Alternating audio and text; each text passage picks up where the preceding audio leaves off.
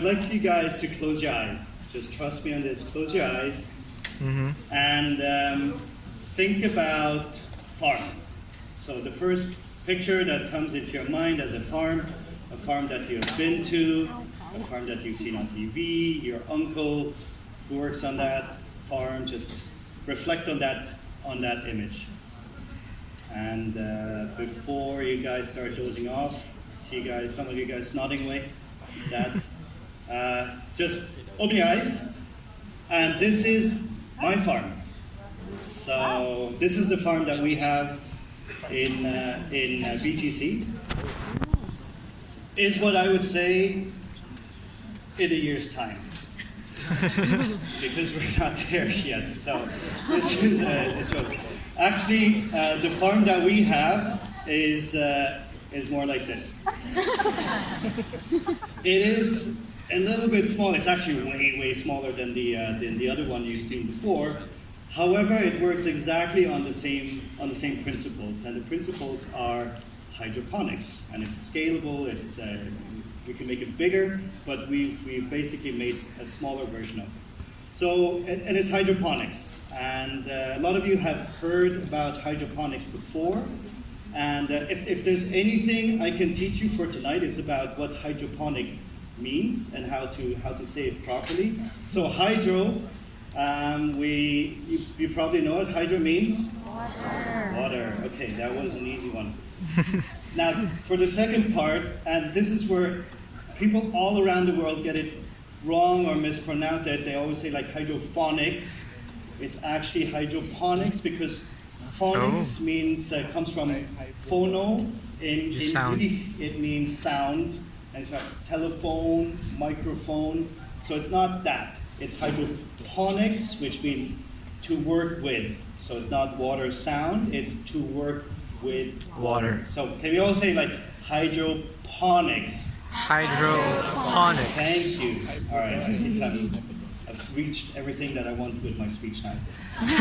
So, but hydroponics. No, seriously, why did I start with hydroponics? So I moved here to the Philippines about 2.5 years ago, and I'm half Filipino. My mom is from Cebu. She sits right there. My dad is German, and but before this, I also used to live in the U.S. And what I found when I moved here about 2.5 years ago is that vegetables and greens, particularly, are actually more expensive than in those countries that I used to live before, and actually, quite frankly, of a little bit lesser quality. And I thought, like, the Philippines is such a lush and green country, and how is that possible? So I did a little bit of study around that. I found that a large portion of Filipino produce that is on our shelves here is actually imported. And this struck me because, like, back in the 80s, I remember, shows a little bit how old I am, that the Philippines was one of the main exporters of food throughout the whole region. We were exporting rice and grain through China, Indonesia, but now the roles have changed. And what happened? Why this shift? And did you know that 30% of the cost of your food is actually down to transport? So not only does it mean that the price of your produce increases, but by hauling it from other places all around the world, from China, Australia, New Zealand, Europe, the US, it actually causes a lot of carbon footprint. And the further you get your food from, that also decreases the freshness. So obviously what you want in fresh food is to harvest and to eat it as soon as possible, if you have that luxury. Now, what's the difference between those two pictures? Seemingly nothing. And as poetic and as majestic as this may look like, one was actually taken quite a long time ago, and the other one was taken not so long time ago. And as a nation, compared to other countries around in the region, we haven't made that many strides towards improving our agriculture. So we still do quite a lot, and I'm sure that you guys have seen this image still in the countryside when you go up north and up Baguio and into the different provinces, right? And on the other hand, Becker.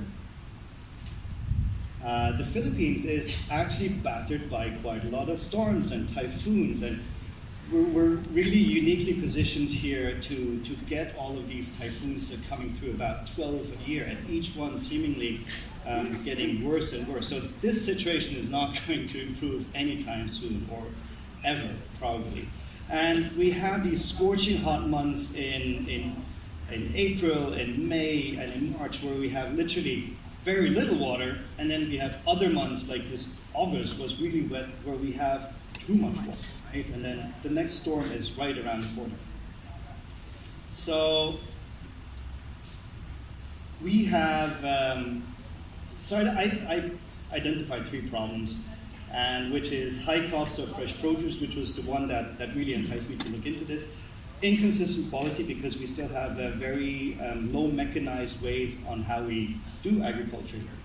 And inconsistent supply, because when the next typhoon comes, whoosh, it's all away, right? Like it all gets battered, stormed, and it doesn't grow well, and we have to start from scratch again.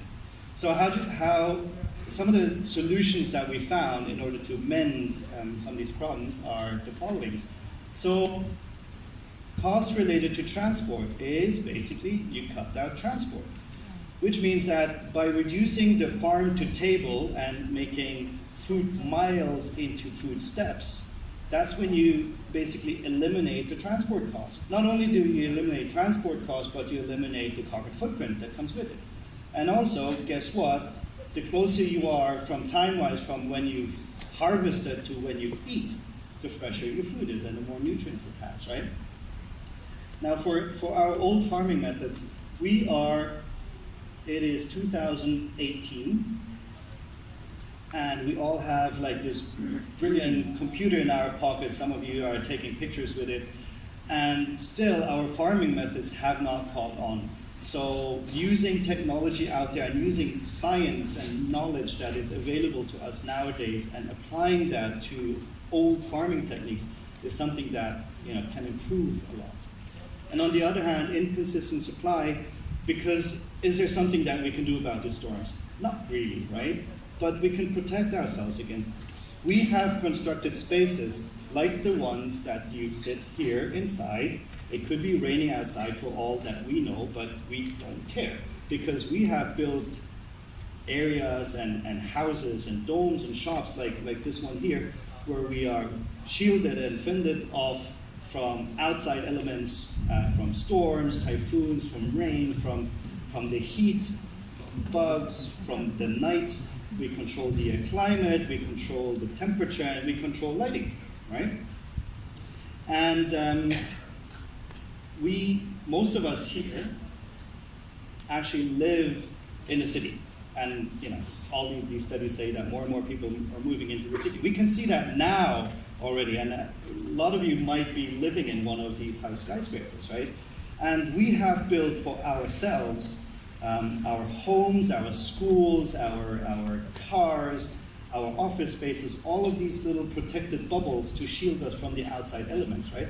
That's what keeps us being productive. So it doesn't really matter whether it rains or is outside or whether it's too hot outside, because we are protected in this nice aircon and well-lit environment.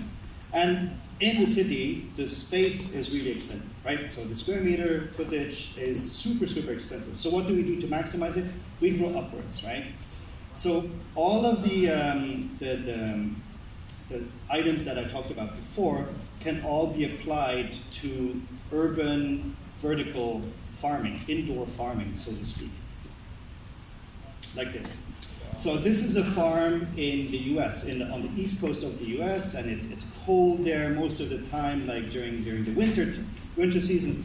And the same goes for most of the northern parts of Europe. They have winter time. So during those times, where do they get their food from? Not from there. They need to, like the east coast of the U.S. has to actually get all of their food all the way from San Francisco, from California, or from Mexico. And in Europe, we get it from Spain or from Morocco, from northern Africa. So they've created these shielded environments because of their temperature. In the Philippines, we don't have cold, we don't have snow here, but we have other elements that we want to shield and protect ourselves from. So for the same reasons, we can build this, right?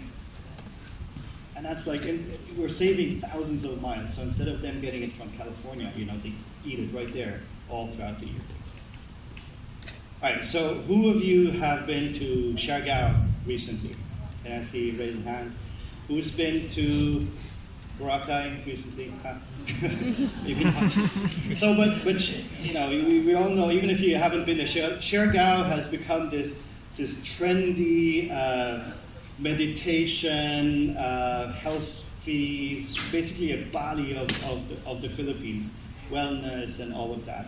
And you can basically get your nice ginger, kale, gluten-free detox smoothies there and all around the corner, right? But do you actually think that all of the ingredients that they get here, that the hundreds or thousands of people eat there on a daily basis, on a monthly basis, and they consume on Siargao, are actually grown in Siargao? Do you think that? No, right? It's okay. Actually, 99% of the food in Siargao has to be schlepped from all around the world, like places like China and Indonesia. So take this kale, for instance, or the in there, right? So it most likely comes from China, from mainland China on some farm. So it has to come from China to the port of China, then it has to go to the Philippines, to Manila, then from Manila it goes to Cebu, but now you have direct flights from Cebu to Siargao. And then it goes to Siargao. Imagine if you were going to take that plane, how long would it take